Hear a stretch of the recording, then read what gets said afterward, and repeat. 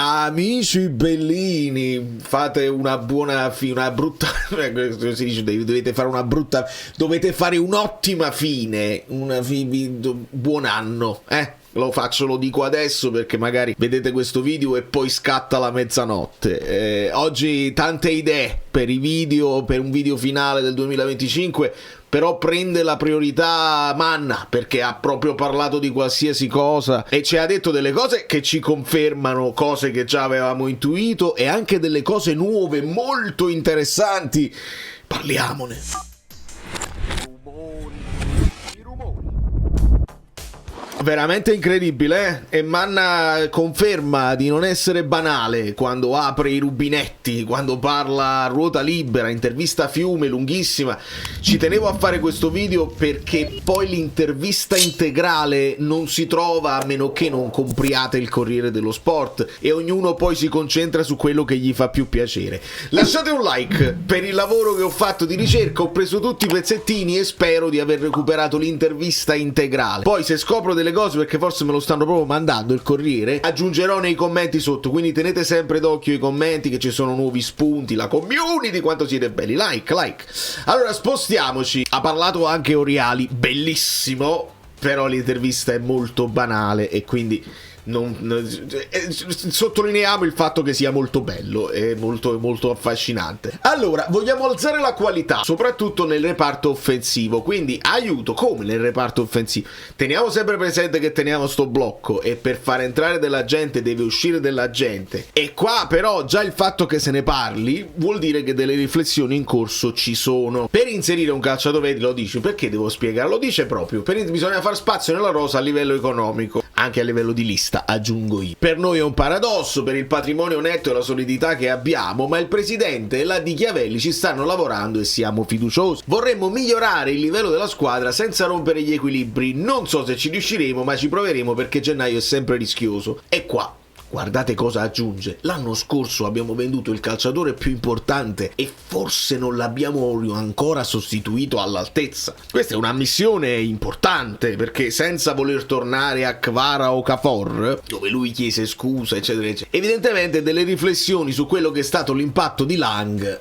sono in corso onestamente, e approfondirà. Poi aggiunge: su Lucca in carriera è sempre stato un diesel, via a gennaio vogliamo migliorare la squadra e non peggiorarla, ma gli scenari sono tutti aperti. Ricordate la frase di Conte, pure Raspadori volete vendere? E che cacchio? Vediamo, anche perché dovendo operare a saldo zero dobbiamo essere attenti ad ogni eventuale opportunità. Lo scambio di prestiti con Dobbik non è al momento una strada percorribile. E qua questo articolo, questo estratto finisce. Sono io che poi ve lo aggiungo, ve lo approfondisco con un estratto da un altro sito. Ho fatto un po' un collage. Lorenzo in carriera è sempre stato un diesel. Al Napoli ci sono le condizioni di fare bene perché il gruppo è davvero una famiglia.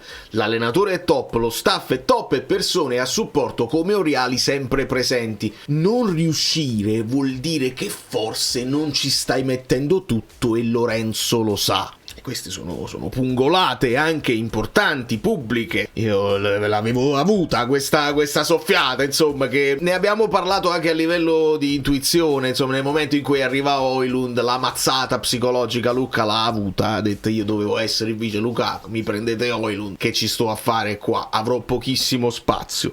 Però tu è proprio in allenamento che devi dimostrare che invece ti mangi il campo e che puoi meritare quei minuti in più minuti e anche a volte di partire da titolare se Højlund non stesse bene. Altrimenti, se non lo dimostri in allenamento, parte Højlund anche se sta al limite dell'infortunio, e questo lo dobbiamo capire, lo dobbiamo accettare. Poi si parla di Lang, il gruppo viene prima del singolo, praticamente si ricollega a quelle parole di Conte, anche post Bologna. Arriva da una realtà diversa, ci ha messo un po' di tempo, ma ha giocato buone partite.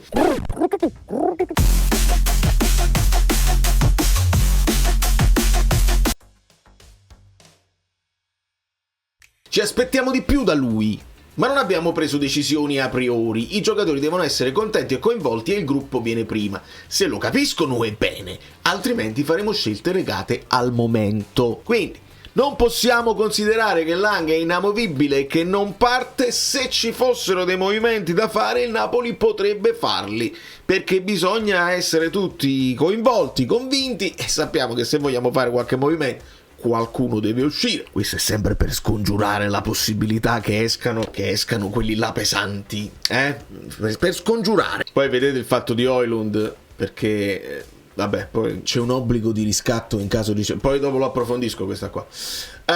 Rinnovi Anghissà e Rrahmani, stiamo lavorando, se ne parla più in là, insomma da marzo in poi, dice. Anche Spinazzola e Juan Jesus. Molti di voi mi hanno mandato questa indiscrezione di Mundo Deportivo, che il Barcellona vorrebbe prendersi Juan Jesus per la difesa, infortunato Christensen.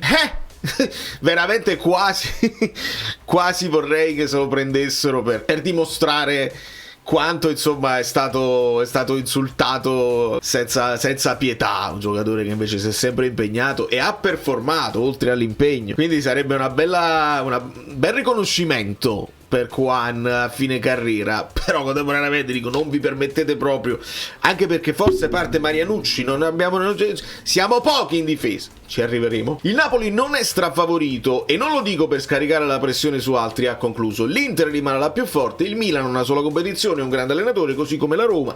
La Juve ha Spalletti e ha investito tanto. Non c'è una favorita, perché la Serie A è un campionato dove tutti possono perdere con tutti. Si approfondisce questo perché il discorso che hanno fatto twistando le parole di Conte con grande disonestà intellettuale calcistica. L'approfondimento è questo, è un dato oggettivo.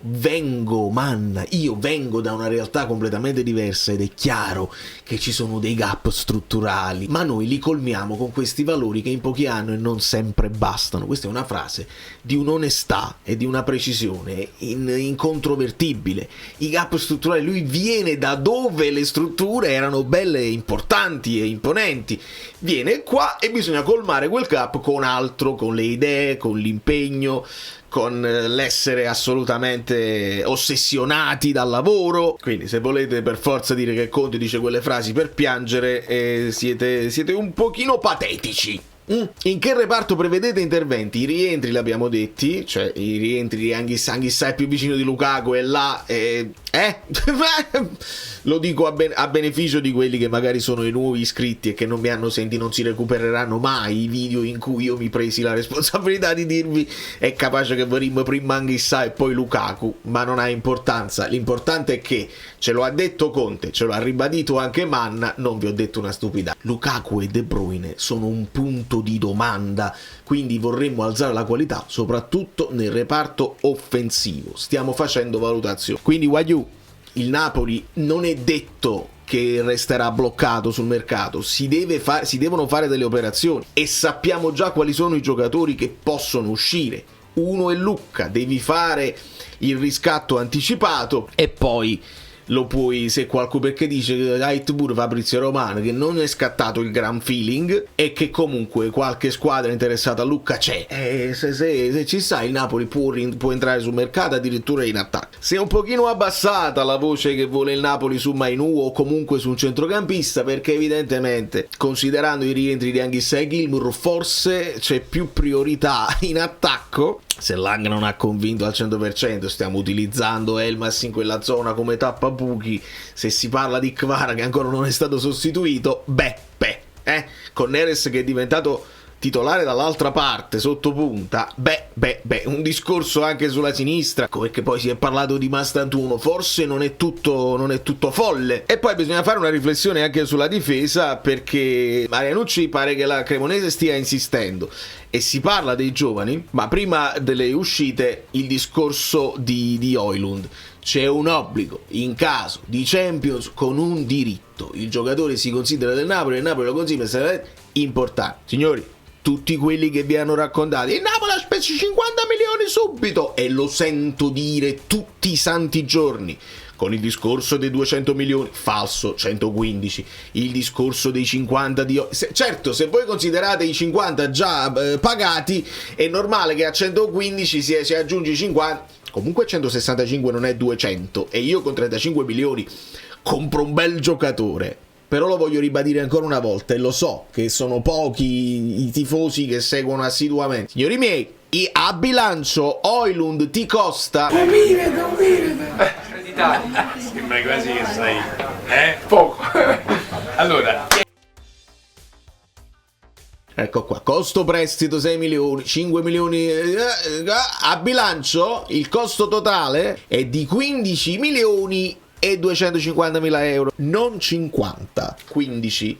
E sapete chi costa di più di Højlund? Faccio un esempio, Beukema. Perché questa cosa voi perché il fatto degli ammortamenti non ci ragionate, non voi, ma quelli che non seguono. Allora, questo è il costo della rosa del Napoli. Guardate quelli che costano di più. Lucca è quello che ti costa di più ad oggi, 17 milioni e 700 mila. A seguire Lukaku, meno di 17. 16 milioni ti costa De Bruyne. 15 milioni ti costa Lang, sono un sacco di soldi. 14 e mezzo ti costa McTominay. Gli altri sono stati più o meno ammortizzati negli anni, ti costano poco. 17 milioni ti costa Beukema, quindi Beukema ti costa più di De Bruyne, tenetelo presente. Buongiorno, ancora un 15 milioni quest'anno, e il Milinkovic-Savic 11 milioni. Io non credo che il Napoli si voglia vendere Beukema in questo momento, ma è quello che insieme a Lucca, Beukema ti costa più di Lukaku, per capirci, insomma. Poi, giusto per farmi impazzire, gli chiedono di Norton Caffey e dice calciatore a forza.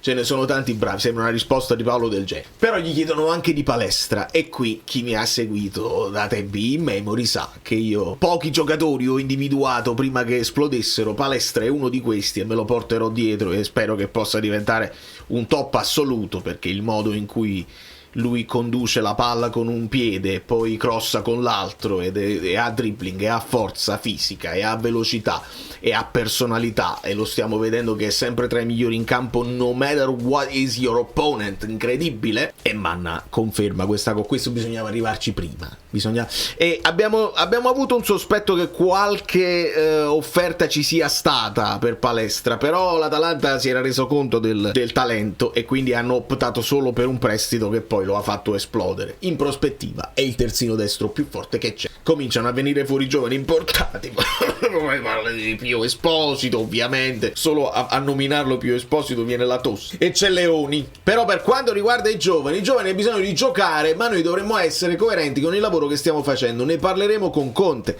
e questo è un po' il discorso che si lega al Marianucci, che forse vuole andare a giocare perché Conte non l'ha utilizzato in quella partita col Milan. Resta ancora un po' inspiegabile, poi è uscito dai giri, e probabilmente il Napoli sta pensando, con questo assetto, con Di Lorenzo che è stato spostato di nuovo un po' più dietro, che poi braccetto ma fa il terzino, e hai Rachmani, hai Juan Jesus, hai Buongiorno, e hai possibilmente anche Olivera, che puoi considerare braccetto in quella zona là. Poi c'è Beuke, ma per Marianucci non c'è spazio, quindi si può ipotizzare. Però Marianucci è un under italiano, quindi non so se facendo partire lui aggiusti nulla per quanto riguarda il blocco del mercato. Non risolvi praticamente niente, a meno che non ne prendi un altro giovane italiano con lo stesso stipendio per fare a saldo zero. Non credo che serva a molto, serve solo a mandarlo a giocare, così come la situazione Vergara e la situazione Ambrosino, che hanno comunque molti estimatori. E quindi questo è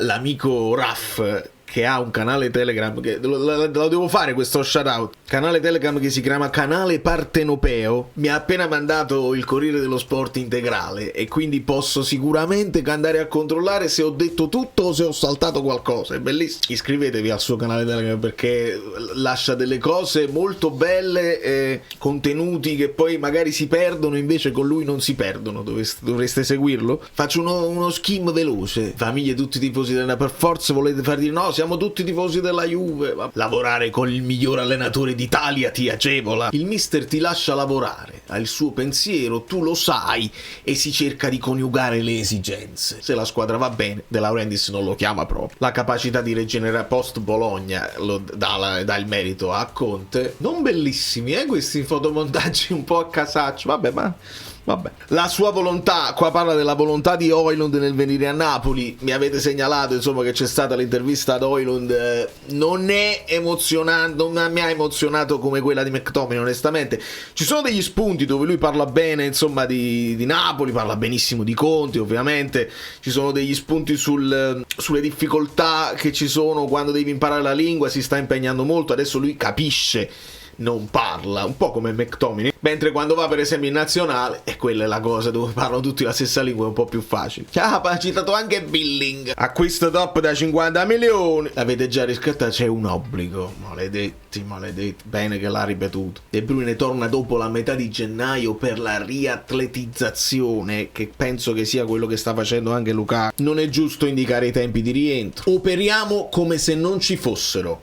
Questa è una bellissima frase di Manu. Mazzocchi, Marinucci, Vergara, Ambrosino, giocatori più citati sul mercato, i giovani hanno bisogno di giocare, quindi questa l'avevamo presa, di Langa avevamo parlato, pure Neres, il gatto del mercato, vabbè allora devo fare questa la copertina, Manna il gatto del mercato.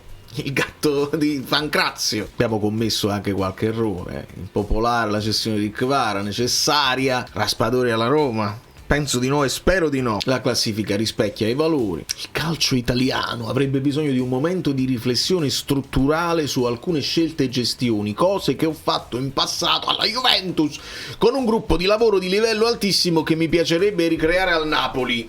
La Juve è stata una scuola importantissima. Mi rendo conto che queste cose non vanno negli articoletti, ma è importante. Auguri a Sarri, mi accodo. E poi parliamo di chi? No, va bene così. Basta. L'anno prossimo facciamo, perché è troppo lungo, facciamo anche la top 11 europea. Facciamo la media delle varie cose, delle pagelle. Il miglior giocatore, ma è stato proprio McTominay nel 2025 in totale o qualcuno?